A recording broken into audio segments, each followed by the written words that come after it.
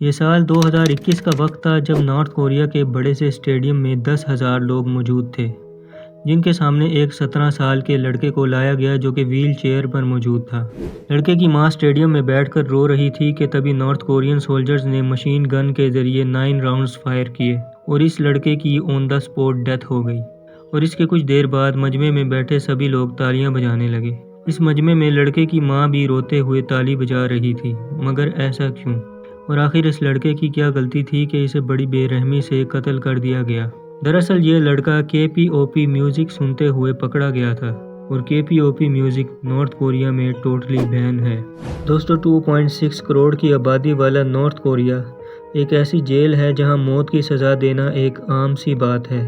North Korea کے ساتھ Russia, China اور ساؤتھ کوریا کی باؤنڈریز جڑی ہوئی ہیں، لیکن کچھ لوگ اس نارتھ کوریا سے نکلنے کی کوشش بھی کرتے ہیں۔ 2017 میں ایک عورت اپنے بیٹے کے ساتھ بھاگتے ہوئے چائنا بارڈر تک جا پہنچی، لیکن اس کی خوشی ایک پل میں چلی گئی کیونکہ چائنا میں داخل ہونے کے بعد وہاں کی حکومت نے اسے نارتھ کوریا کے سولجرز کو دوبارہ سونپ دیا، اور وہاں اسے بھاگنے کی سزا کے طور پر ٹارچر کیا گیا اور پھر اسے موت کی سزا دے دی گئی۔ اس ملک کی اکثر خبریں جن کا باہر آنا مشکل ہے، لیکن اگر کوئی خبر آ بھی جائے تو وہ دل دہلا دینے والی ہوتی ہے، جیسے کہ آج سے 4 مہینے پہلے ایک خبر آئی جس کے مطابق 200 لڑکوں کی رپورٹ آئی، جن میں سے کچھ لڑکوں کو اس بات پر سزا دی گئی کہ انہوں نے KPOP میوزک اور فورن موویز دیکھی تھی،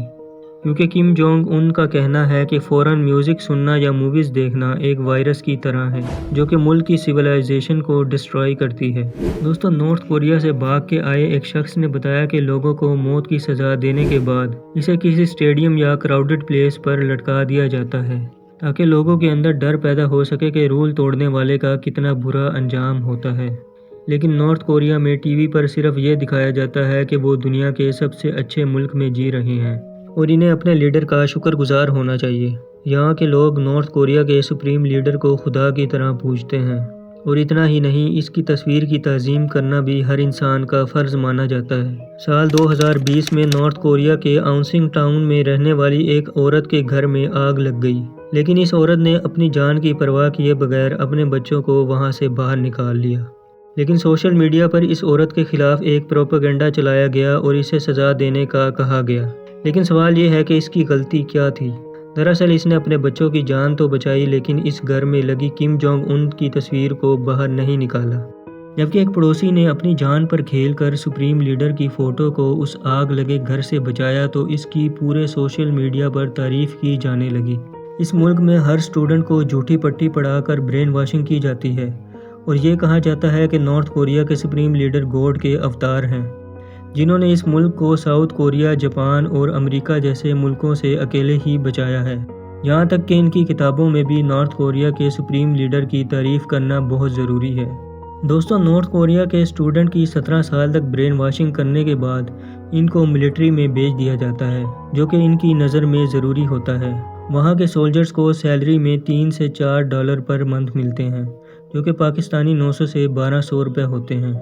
جبکہ وہاں کے چاولوں کا ریٹ 300 روپے کلو ہے، یعنی ایک مہینہ محنت کرنے کے باوجود بھی ایک گورنمنٹ سرونٹ پورے مہینے کا راشن نہیں خرید سکتا۔ اور جو لوگ فیکٹریوں اور کھیتوں میں کام کرتے ہیں ان کی حالت اس سے بھی بدتر ہوتی ہے، وہاں انہیں پورا مہینہ کام کرنے کے $1 سے $2 دیے جاتے ہیں۔ اتنی کم آمدنی میں ان کا گزارا ممکن نہیں۔ نارتھ کوریا سے بھاگے ہوئے ایک سولجر نے بتایا کہ اسے کھانے میں 30% چاول،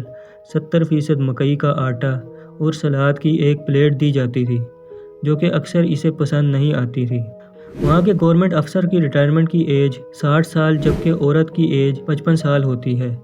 اور اگر کوئی گورنمنٹ افسر ریٹائر ہو جاتا ہے تو اس وقت کی لاسٹ سیلری کا 30% دیا جاتا ہے۔ دوستو ایک انسان کو سروائیول کے لیے 600 گرام فوڈ کی ضرورت ہوتی ہے، لیکن نارتھ کوریا کو ڈیلی کا 400 گرام پر پرسن فوڈ دیا جاتا ہے۔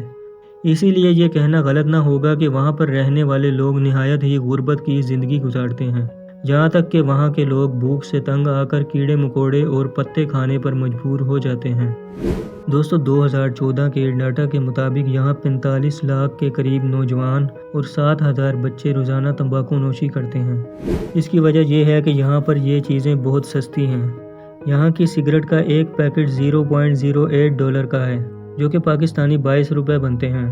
نارتھ کوریا کے آئسولیٹڈ کیمپ میں ایک ایسی جگہ ہے جہاں لوگ باقی کنٹری سے بھی کٹے ہوتے ہیں اور یہاں 2 لاکھ کے قریب لوگ بند ہیں جو کہ مائننگ اور کنسٹرکشن جیسی جگہوں پر کام کر رہے ہوتے ہیں، اور اتنی محنت کرنے کے باوجود بھی انہیں بہت کم کھانا دیا جاتا ہے۔ یہاں کے کیمپس کی حالت اتنی خراب ہے کہ 40% لوگ نیوٹریشن کی کمی کی وجہ سے مر جاتے ہیں۔ یہاں کے رہنے والوں کو قانون کی خلاف ورزی کی وجہ سے سب سے عام سزا دی جاتی ہے، وہ موت ہوتی ہے۔ نارتھ کوریا سے بھاگ کر امریکہ پہنچنے والا شن ڈونگ ہیوک نے بتایا کہ میں اس کیمپ میں پیدا ہوا اور اسے باہر کی دنیا کا کچھ بھی پتہ نہیں چلا۔ اسے یہ بھی پتہ نہیں تھا کہ نارتھ کوریا کے علاوہ اور کوئی ملک ہے بھی یا نہیں، بلکہ اسے پرواہ تھی تو صرف بھوک اور درد کی۔ اس نے یہ بھی بتایا کہ ایک دفعہ میری آنکھوں کے سامنے ایک لڑکی کو پیٹ پیٹ کر مار دیا گیا کیونکہ اس نے کھانا چرایا تھا، اور پھر ایک دفعہ میری ماں اور بھائی کو کھینچ کر باہر لایا گیا اور میری ماں اور باپ کو میری آنکھوں کے سامنے گولی مار دی گئی، لیکن اس دوران بھی مجھے کچھ محسوس نہیں ہوا، بلکہ مجھے بس اتنا پتہ تھا کہ انہوں نے اصول توڑے ہیں جس کی انہیں سزا دی گئی ہے۔ دوستو، یہاں کے لوگوں کی زندگی اتنی مشکل ہوتی ہے کہ زیادہ تر لوگ زندگی ڈپریشن میں گزار دیتے ہیں، اسی لیے یہاں کے لوگ بھاگ کر دوسرے ملک چلے جاتے ہیں۔